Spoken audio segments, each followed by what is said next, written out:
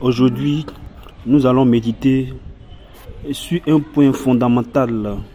Le Seigneur est mon berger. Tiré du psaume 22 pour certaines versions de la Bible et pour d'autres le psaume 23. Le Seigneur est mon berger, je ne manque de rien. Sur des prés d'herbes fraîches, il me fait reposer. Il me mène vers les eaux tranquilles. Il me fait revivre. Il me conduit par le juste chemin pour l'honneur de son nom. Si je traverse les ravins de la mort, je ne crains aucun mal, car tu es avec moi. Ton bâton me guide et me rassure. Tu prépares la table pour moi devant mes ennemis. Tu répands le parfum sur ma tête, ma coupe est débordante. Grâce et bonheur m'accompagnent tous les jours de ma vie. J'habiterai la maison du Seigneur pour la durée de mes jours.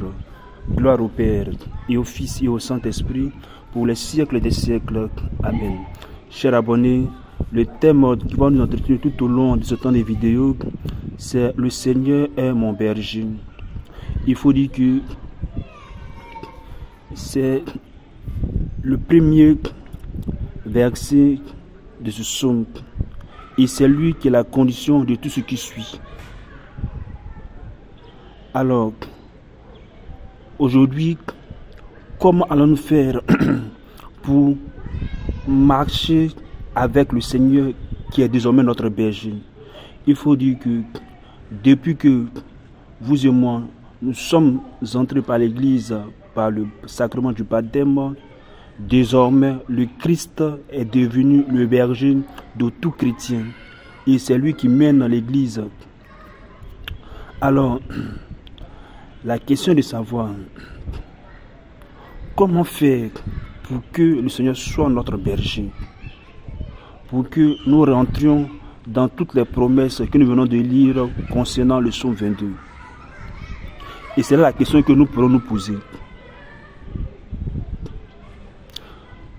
Aujourd'hui, plus que jamais, le Christ, notre Seigneur, nous a laissé un trésor d'une valeur inestimable, qu'est sa présence et la présence de l'Esprit Saint. C'est lui, le guide de la nouveauté chrétienne. C'est lui qui nous conduira sur le chemin de la vraie vie.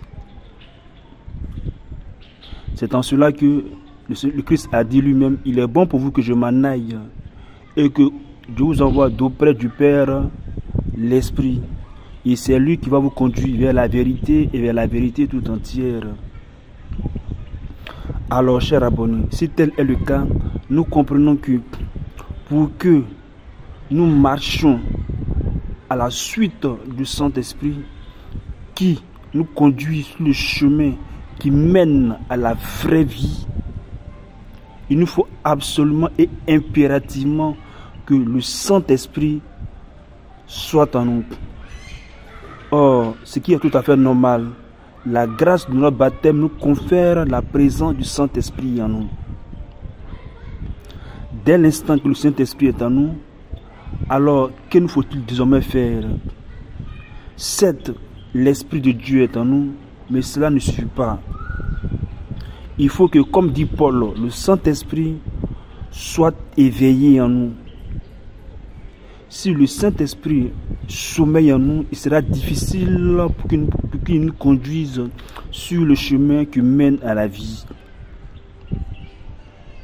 Raison pour laquelle, à 2 reprises, dans ses lettres à son fils Timothée, il écrivait « Ne néglige pas le don de la grâce qui est en toi, qui te fut conféré par une imposition des mains par le collège des anciens. » En 1 Timothée chapitre 4, les versets 12 et suivants.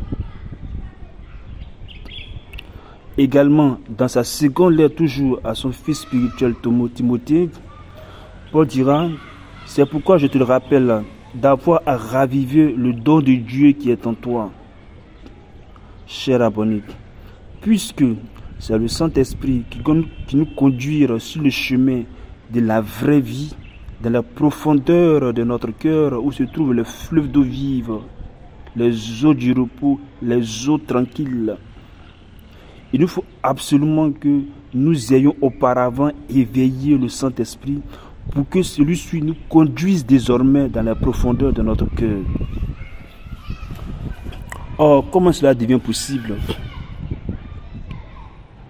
La question que nous pourrons nous poser, chers abonnés, plus que tout, nous disent les pères de l'Église,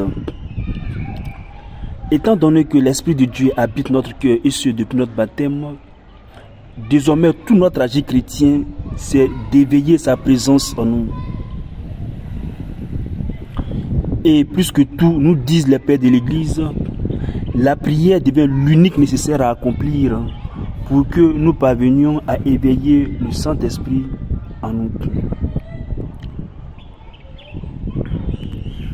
Et si tel est le cas, la question que nous pourrons nous poser, est-ce que jusqu'à ce jour, n'avons-nous pas prié pour éveiller le Saint-Esprit en nous? C'est la question que l'on pourrait se poser. Certes, nous avons prié, mais puisque notre agir désormais devient d'éveiller le Saint-Esprit en nous, lorsque il nous faudra prier, nous devons prier en y mettant le cœur. Et pourquoi? Pour la simple et bonne raison que l'Esprit de Dieu habite en notre cœur. Pour éveiller le Saint-Esprit, il nous faudra prier et prier en y mettant le cœur.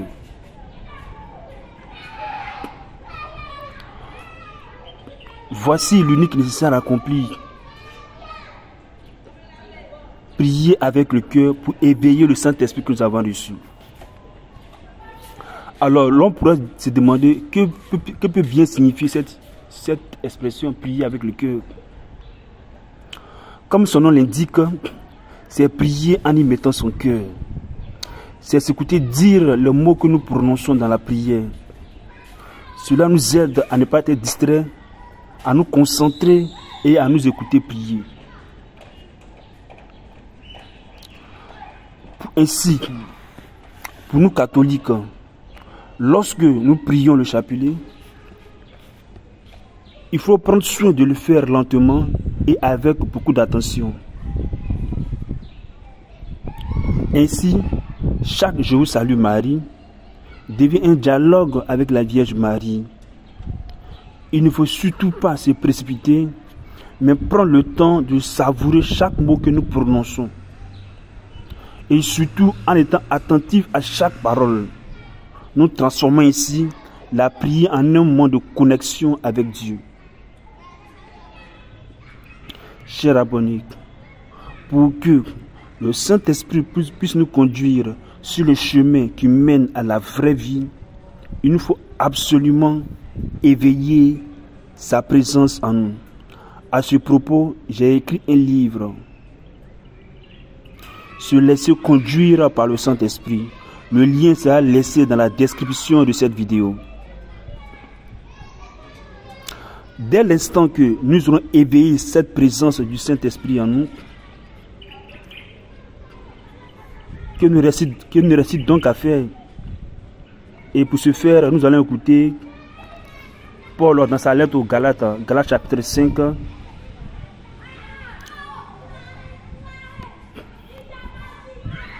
le verset 25. Et nous lisons: puisque l'Esprit nous fait vivre, marchons sous la conduite de l'Esprit de Dieu. Chers abonnés, une fois que nous aurons éveillé le Saint-Esprit, et ce par la prière, et par la prière avec le cœur, du reste à faire, comme dit Paul, c'est de nous laisser, c'est de marcher désormais sur sa conduite. Aussi simple que ça. Tout ce qui nous reste désormais à faire, c'est d'être attentif à l'action de l'Esprit de Dieu en notre cœur. Ce faisant, nous marchons sous son impulsion, sous sa conduite intérieurement. Et le Saint-Esprit nous conduit dans les profondeurs de notre cœur, où se trouvent les eaux du repos, où où se trouve la vraie vie. Chers abonnés, voici la condition sine qua non pour que nous puissions arriver sur les eaux tranquilles, vers les eaux tranquilles, vers les eaux du repos, où baigne la plénitude de la vie. Il nous faut absolument nous laisser conduire par le Saint-Esprit. C'était l'unique nécessaire, raison pour laquelle le psaume 22 a commencé en disant « Le Seigneur est mon berger, je ne manque de rien ». Il nous faut que absolument le Saint-Esprit nous conduise et nous conduise dans les profondeurs de notre cœur, où se trouvent les eaux du repos, pour bénéficier de tout ce qui suit concernant le psaume 22. Merci vraiment de nous avoir écoutés. Merci de prendre à cœur ce peu de message.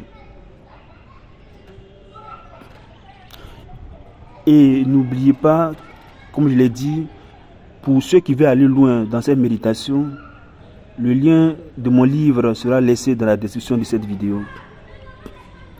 Merci de bien vouloir partager cette vidéo.